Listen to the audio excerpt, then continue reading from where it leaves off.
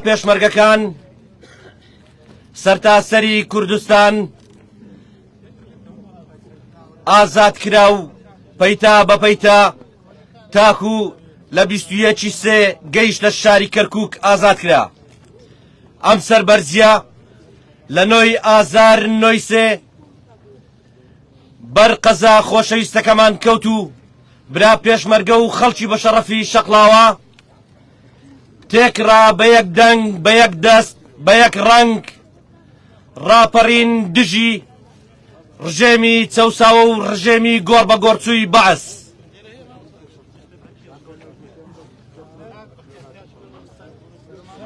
بۆیە ئەمڕۆ جەماوەری بە شەڕەفی شەقڵاوە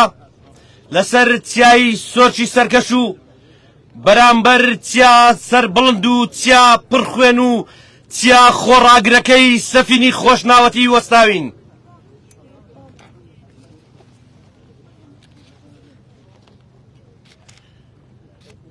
بۆ باشترین دەستپێک، بۆ جوانترین دەستپێک، بۆ وەفادارترین دەستپێک ساتێک بە بێدەنجی دەوەستین و ئاڵای سەرکەشی کوردستان بەرز دەکەینەوە و لەگەڵ سرودی ئەی ڕەقیب.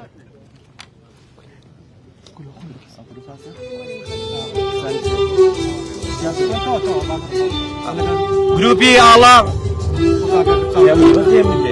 گروپی ئاڵا قوتابیەکان بچن.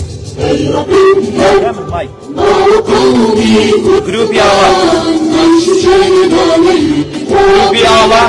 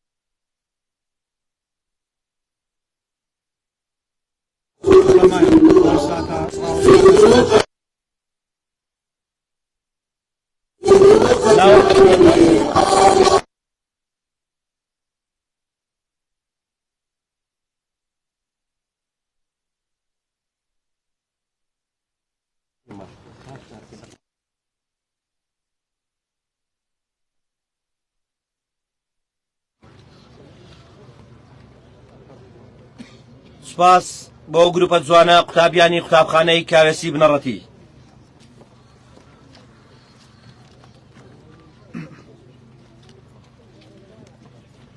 أرخم يقري بشمت قايموت درساق الشقلاوة بشنك ما تخلوخن اديو كل انزمية وغلخة تدخران ضم بسطة او دخلة او تفتل ريشو طلي يطلاشني تشطلها اويلي او يوما ناش الشقلاوة اني تسمخلو درقولت شليطوط بعث وطبيلا نلادي يوما اتن شليطوطا شو تابت كردستان طلبا من اهلها ناطر قلوب عليه ناطر ومحاس سادي طلبت يا كردستان اللي دخا عيسى طاوة بريخة هاوي ادي يوما اللي تقولوا بالي هاي تنبسيمة بشنة تلوخن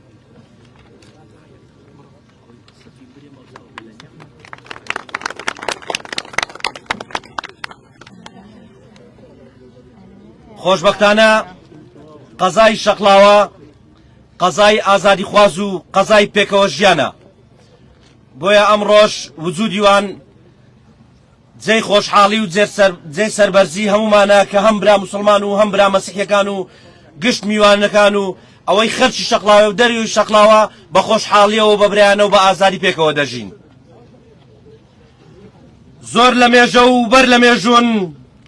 سەربڵندی و بوونی ژینم هەر هەموو هەرچین لە دووچین مەرجی داگیرکەر دەبینم دوژمنانی کورد گەلێک هاتوون دوژمنانی کورد گەلێک هاتوونە سەرم و ڕاونراون من لە بەیدانی خەباتە چەقیوم من سەفینم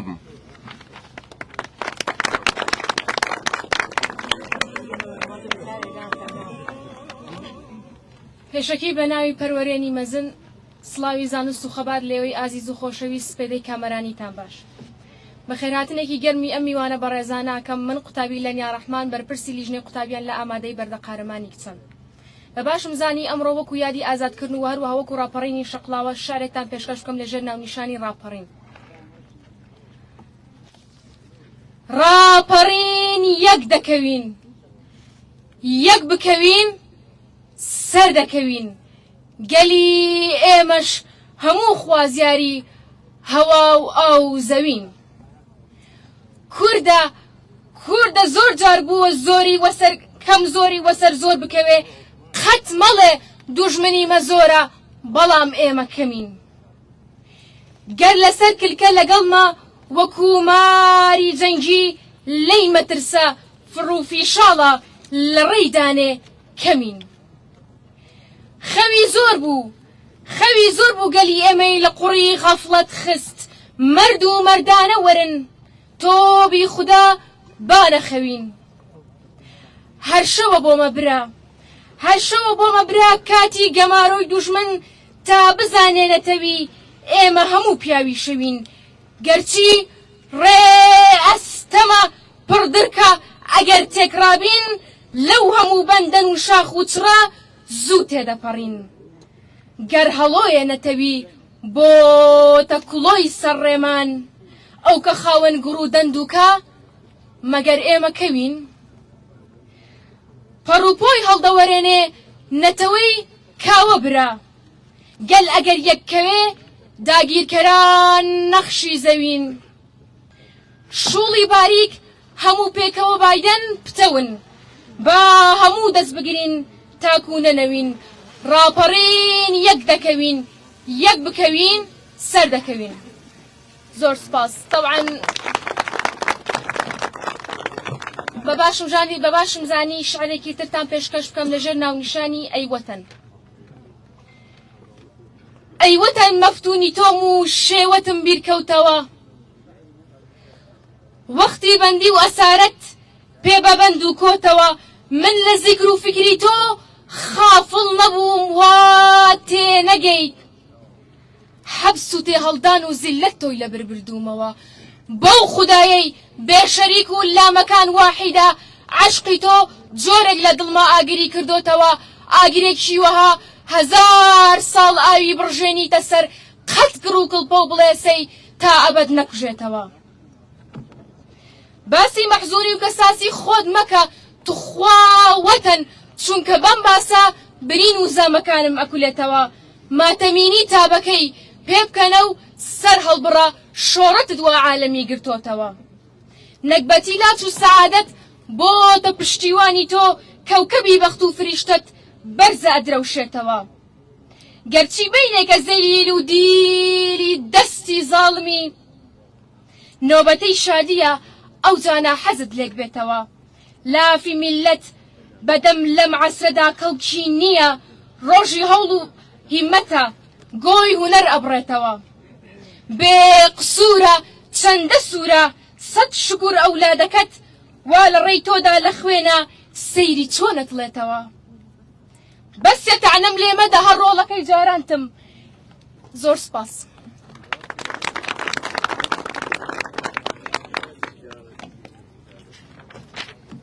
طبعا داوا لە قایمقامی قەزای شەقڵاوە بەڕێز کاروان کەریمخان دەکەین بۆ پێشکەشکردنی وتارەکەی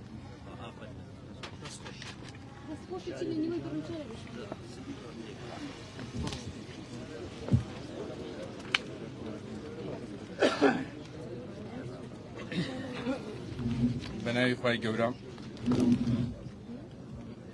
خەڵکی باگا و ئازادی خوازی شەقڵاوە ئەو کاتتان باش و ساڵ ڕۆژی ڕاپەڕی پیرۆز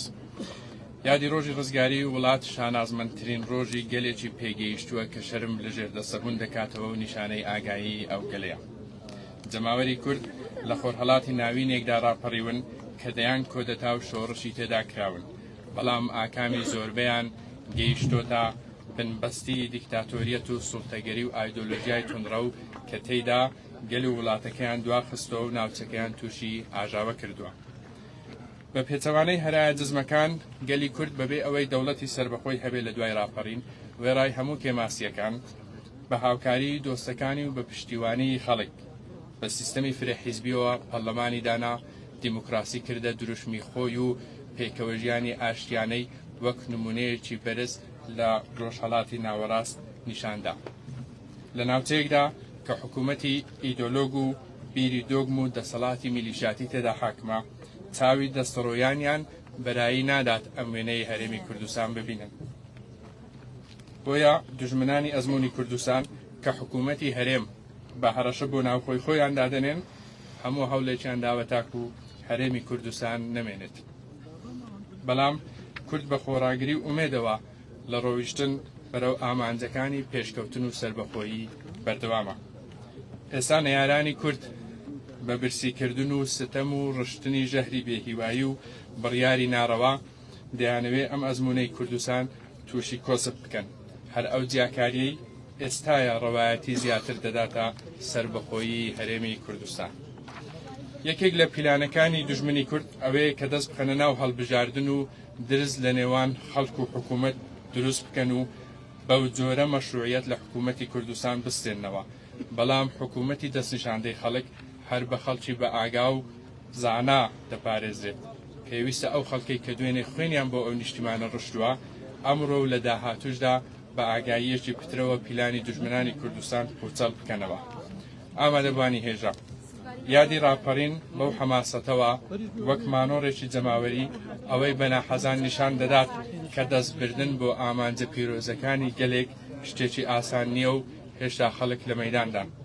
بەسەرڕای هەموو گرفتەکان ڕۆ و ئاسوویەکی ڕوون دەڕۆن و ئەرکی مێژوویی خۆیان لە بەرامبەرنەوەی داهاتوو بەو پەڕی بەرپرسیارەتیەوە بەجێ دەگەێنن. بژی کورد، بژی کوردستان. زۆر سپاس.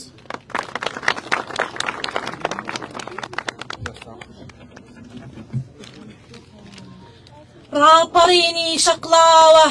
بووکی کوردستان 33 ساڵ بەر لە ئەمڕۆ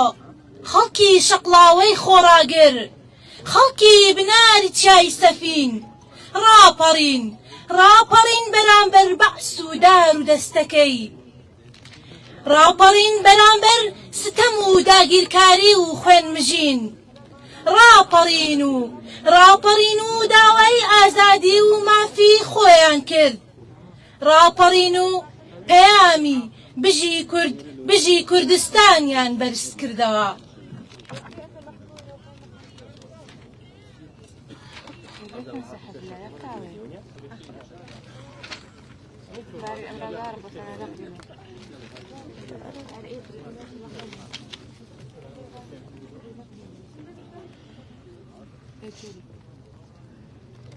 وەبیرمە لە مەکتەب دەیان پرسی دوودانە دوو دەکا بە چەند، هەموو تێکڕا دەیان نووسی دەکاتە چوار. کەچی ئەمن لە حیسابە نمرەی کەمم دەهێنا و دەهاتمە خوار. ئەوەش تەنیا لەبەر ئەوەی لای من وابوو دوودانە دوو دەبێ بە یەک نابێ بە چوار. لای من وابوو ددان و دوولێ و زمان نابن بە چوار، دەبن بەزار بە تێکڕایی دەکەن هاوار. لای من وابوو دوو دەست و دوولاقی مرۆڤ نابن بە چوار.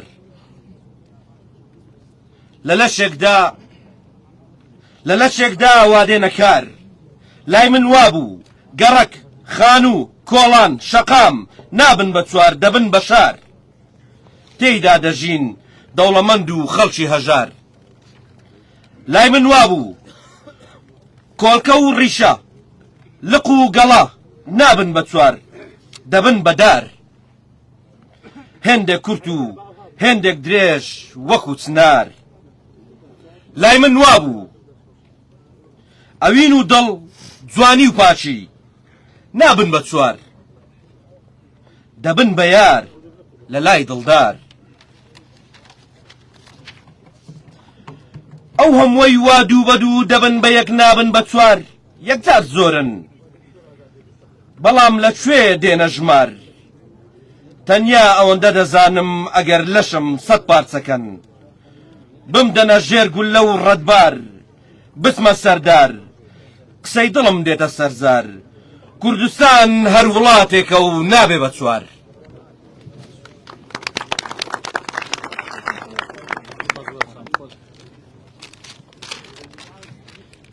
سێ ساڵ بەر لە ئەمڕۆ لە ساڵی 1991 گشت چین و توێژەکان بە ژن و بە پیاو بە پیر و بە گەند شقڵاوەی لانکەی پێکەوە ژیانیان پاک کردەوە لە بەعس و داگیرکەران لە سۆرکەوە هاواریان دەکرد بۆ سەرێ سەفینی لە دارێ مەرحەنان تاک و کاوانیان لە بن هەموو دارچنارەتی شەقراوێ لە بەرامبەر گردی زەیتونێ هاواریان دەکرد وا هاتن پێشمەرگێمە بژی پێشمەرگە بژی کوردستان یان کوردستان یان کوردستان یان نەمان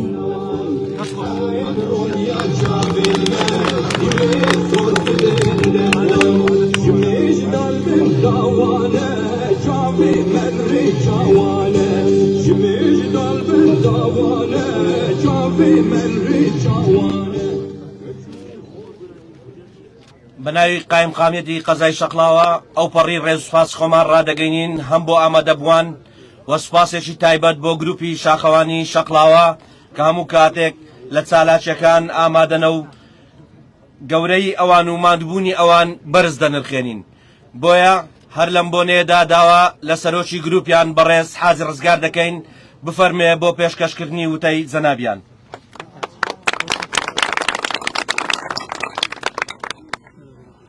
بە ناوی خوای گەورە و میهرەبان بە ناوی خۆم و بە ناوی تەواوی ئەندامە خۆشەویستەکانی گروپی شاخەوانی شەقراوە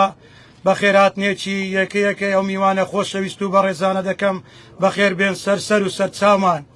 ئازیزان خۆشەویستان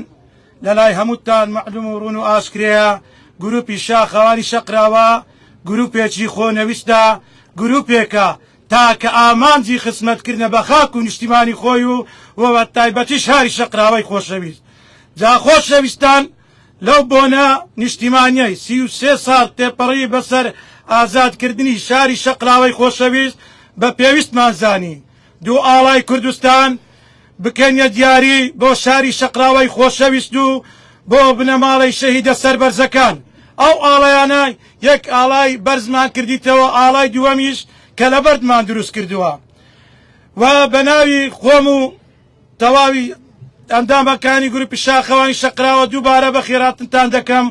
و زۆر سوپاسی یەکەیەکەی ئەندامە ماندوونە ناسەکانی گروپی شاخەوانی شەقراوە دەکەم کە هەموو کات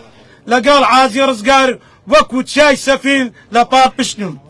لێرەوە بەڵێ نەدەین هەموو کات ئەندامە خۆشەویستەکانی گروپی شاخەوانی شەقراوە لە هەموو بۆنە نیشتیمانیەکان بەبێ بەرامبەر بەبێ مقابل لە خزمەت خاک و نیشتیمانی خۆمان دابین ئێستاش داوا لە بەڕێزان دەکەم لە خۆشەویستان دەکەم با پێکەوە بچین پەردە لەسەر ئاڵای کوردستان لا بدەین بفەرمون بەڕێزان خۆشەویستان بە خۆشتان دەزانن ئێرە شوێن دەربوو ئەوە شوێنێک بوو ئەو ڕێبیە کە لە لای هەموو خەرچی شەقراوێ معلوم ئەوانی وەبیریان بی دۆشکەچی ڕژێمی بەعسی لێرانە بوو کە هێوارە نەبوو شاری شەقراوە ڕم نەکاتن ئێستا کەمە لەو شوێنەی ئاڵای کوردستان بەرزەکەینەوە و پێشکەشی ئێوەی خۆشەویست دەکەین بەخێر بێن سەر و سەرچاومان گەورەتان کردین فەرموو لەگەڵ گۆرانی ئەی نیشتیمان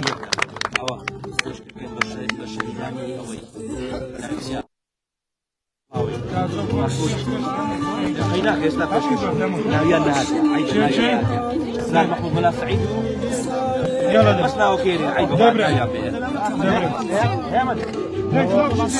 بڕۆ کاکەوە بەڵێ وەی بینتان مەراسیمێک لەسەر چیای سۆرچی قەزای شەقلاوە کە ئەمڕۆ 33 ساڵ تێپەڕ دەبێت بەسەر ئازادکردنی شاری شەقلاوە لێرە وتاری قایمەقامی قەزای شەقلاوە سەرۆکی گروپی شاخوانی شەقلاوە کە بەم چالاکیە هەستابوون لێرە پێشکەش کرا ئێستاش ئاڵای کوردستان کە بەبەرد چاکراوە سبۆخ کراوە لێرە پەردەی لەسەر لا دەدرێت هەرچەندە شوێنەکە تۆزێ ئەستم بەڵام هەوڵە دەم دیمەنەکانی ئەوێشتان بۆ بگوازمەوە گوتم لێرە نوێنەری لایەنە سیاسیەکان وتارێکیش پێشکەش کرا کە بە زمانی سریانی ئەوش تعبیر لەوە ئەکات کە مەسیحیەکانی شەقلاوە لێرە چەند ساڵێکە پێکەوە هاوشانی مسلمانان ژیاون ئێستاش پەردە لەسەر ئاڵای کوردستان لادرێ ئێرە ڕەبایەک بوو کە لێرە ڕۆژانە بە گوتەی سەرۆکی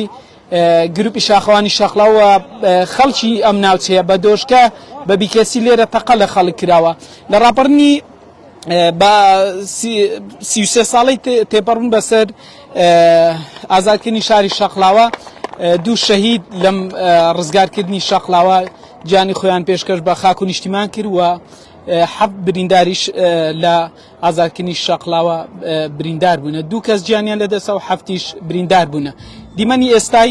ئاڵای کوردستانە کە بەبەرد نەخشێنراوە لەلایەن گروپی شاخوانی شەقلاوە لێرە بە ئامادەبوونی نوێنەر لایەنە سیاسیەکان پەردەی لەسەر لادرا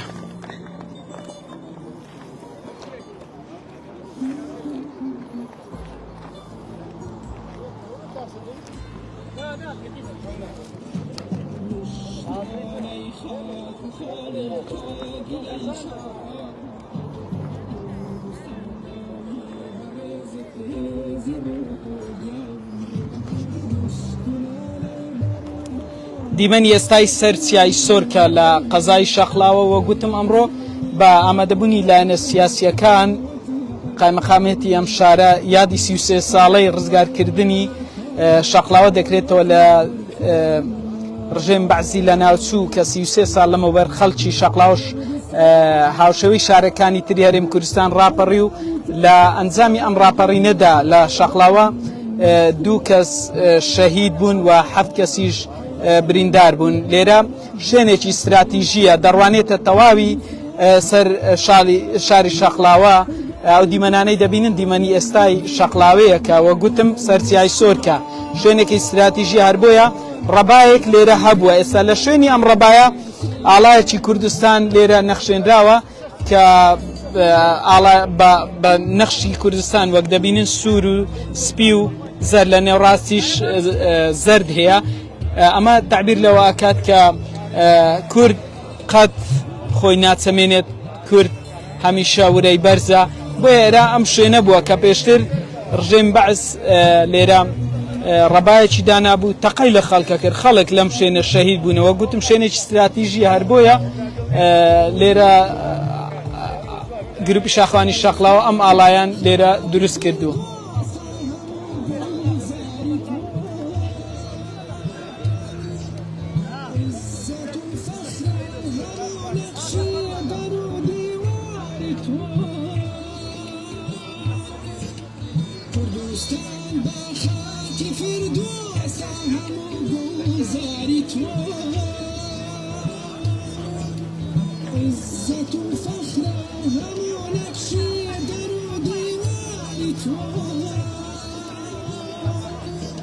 Yeah.